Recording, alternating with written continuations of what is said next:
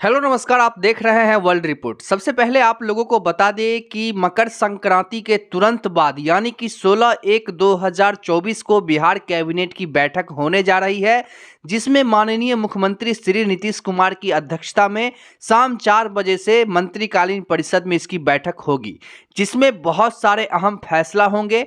आपको बता दें कि कैबिनेट की मुहर जो है अंतिम मुहर होती है, एक कानून सा लागू हो जाता है पूरे राज्य में जैसे ही कैबिनेट की मुहर उस फाइल पर लगती है। अब हम आपको बता दें कि जितने भी कर्मचारी हैं उन सभी के अंदर एक खुशी का माहौल जग गया है, क्योंकि जैसे ही कैबिनेट की बैठक होने वाली होती है तो तमाम जो कर्मचारी हैं एक आस लेकर के बैठते हैं कि मुख्यमंत्री महोदय हमारे फाइलों पर वो मुहर लगा करके हमें तमाम वो खुशियां प्रोवाइड करेंगे, क्योंकि हम भी सरकार का एक नींव रखते हैं। सरकार को लाने और गिराने में भी हमारी भी एक अहम भूमिका होती है और कैसे हम अल्प मानदेय पर सरकार की तमाम वो काम को करते हैं जो एक सरकारी कर्मचारी करते हैं। तमाम कर्मचारियों को इससे एक आस जग जाती है। तो आपको बताना चाहेंगे कि इन्हीं बातों को लेकर के हमारे नेटवर्क ने फिर से सचिवालय का परिभ्रमण करना सोचा और उन्होंने वहां से जो जानकारी लाई है, देखिए, क्योंकि मकर संक्रांति आज है तो बहुत सारे ऐसे ऑफिसेस हैं जो बंद है,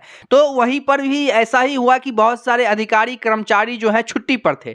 फिर भी उनसे किसी से मुलाकात तो नहीं हुई, लेकिन एक अंदर से एक आदमी से बातचीत हुई उनकी और वो हमें जानकारी दिए हैं कि इस तरह की माहौल और इस तरह की बातें हैं। तो हम आपको आज की इस खबर में पूरी पुष्टि करके जानकारी देने वाले हैं, ताकि आप लोगों को ये समझ में आ जाए कि जो कैबिनेट की बैठक 16/1/2024 को होने वाली है उसमें प्रस्तावित किस किस विभागों के कर्मचारियों को तोहफा मिल सकता है, कौन कौन फाइलों पर सरकार की मुहर लग सकती है, वो तमाम जानकारी आज की इस खबर में आपको हम देंगे।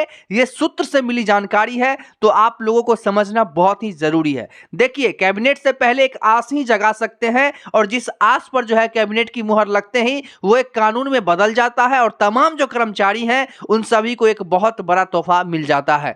मैं आपको बताना चाहूंगा, क्योंकि हमारी चैनल जो है संविदा कर्मचारियों से रिलेटेड है, आउटसोर्सिंग कर्मचारियों से रिलेटेड है, दैनिक भोगी कर्मचारियों से रिलेटेड है, तो हम बात उन्हीं की करेंगे। क्योंकि आपको बता दें कि यह भी जानकारी में आया है कि कुछ दिनों के बाद इस कैबिनेट में नहीं लेकिन सरकारी कर्मचारियों को 8वां वेतन का सौगात देने के लिए केंद्र सरकार और राज्य सरकार दोनों जा रही है। ऐसी हालात में क्या संविदा कर्मचारियों को इसकी जरूरत नहीं है? क्योंकि संविदा कर्मचारी एक सरकारी कर्मचारी नहीं है, इसीलिए उनके साथ सौतेला व्यवहार ही करता रहे सरकार, ऐसा नहीं होगा। देखिए, सरकारी कर्मचारियों के साथ साथ सरकार जो है संविदा कर्मचारियों को भी उस ट्रैक पर लेके जाए, क्योंकि अल्प मानदेय में कितने वर्षों और वो काम करेंगे ये सरकार भी सोचती है, अधिकारी भी सोचते हैं, समझते हैं। देखिए, एसीएस अधिकारी को अपने कामों से मतलब है, आपसे उन्होंने विभागों का काम ले लिया, उनकी बात खत्म। बाकी सरकार का झंझट है कि सरकार उनको कितना रुपया दे, क्या करे नहीं करे। लेकिन जबकि ये बात उठाने की जो सरलताएं हैं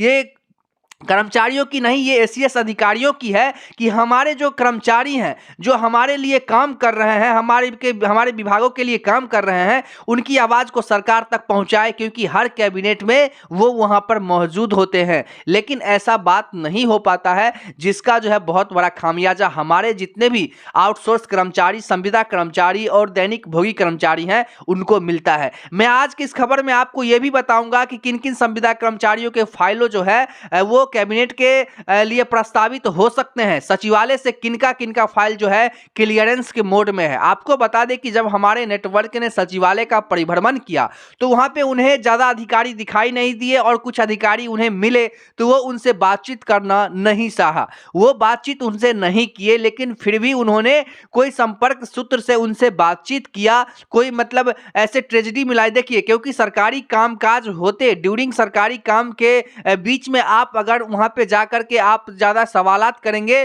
तो वो आप पे इलिगेशन लगा देंगे कि सरकारी कामकाज में ये दखल अंदाजी कर रहे हैं, तो इलिगेशन लगने के बाद जो है आप पर कार्रवाई हो सकती है। इसीलिए हम लोग या फिर जितने भी मीडिया कर्मी हैं वो सरकारी कर्मचारियों का ज्यादा मतलब वो उनसे मुंह नहीं लगाते हैं। उनके ऑफिस में जो भी काम चलते हैं आप ऊपरे ऊपरे देख करके वहां से आ सकते हैं, ना ही आपको वहां पे कैमरा अलाउड है, क्योंकि जो भी राज्य के काम प्राइवेटी तरीका से चल रहा है उसमें दखल अंदाजी उनको नहीं चाहिए। अब हम आपको बता दें, जितने भी कर्मचारी हैं उन सभी को एक चीज बताना चाहेंगे कि देखिए, माननीय मुख्यमंत्री महोदय जो है इस बार किसी कर्मचारी से मिले भी नहीं है। एक सबसे बड़ा जो क्वेश्चन है, देखिए पिछले मतलब क्या कहते हैं, कैबिनेट से पहले उन्होंने मिला था, ग्राम जनप्रतिनिधि से उन्होंने मिला, इसके बाद आंगनबाड़ी सेविका सहायिका से उन्होंने मिला और फिर उनकी जो मांगे थी उन पर उन्होंने मुहर लगाया, लेकिन अल्प मानदेय के साथ ही लगाया। एक वेतन में छोटा सा इंक्रीमेंट ही करके सरकार ने उनको दिया, बाकी उनको सरकार ने कुछ देने का काम नहीं किया। लेकिन आशाएं जताई जा रही है कि तमाम वर्ग के संविदा कर्मचारियों के फाइलों पर सरकार मुहर कब लगाएगी, इस बात की जानकारी हम आपको देने वाले हैं। क्योंकि देखिए, आप लोगों के पास अभी भी 3-4 जो है कैबिनेट बचेंगे, इस कैबिनेट के बाद 3-4 कैबिनेट है, और सरकार ने यह वादा किया था कि चुनावी साल से पहले, चुनावी मतलब जो भी आचार संहिता लगने से पहले हम तमाम उस बातों को क्लियर कर देंगे जो एक कर्मचारियों को मिलनी चाहिए, तमाम वो फैसिलिटी भी हम प्रोवाइड करेंगे। उनके लिए वो नई नई गाइडलाइन भी सरकार निकाल रही है और बहुत तेजी से काम कर रही है।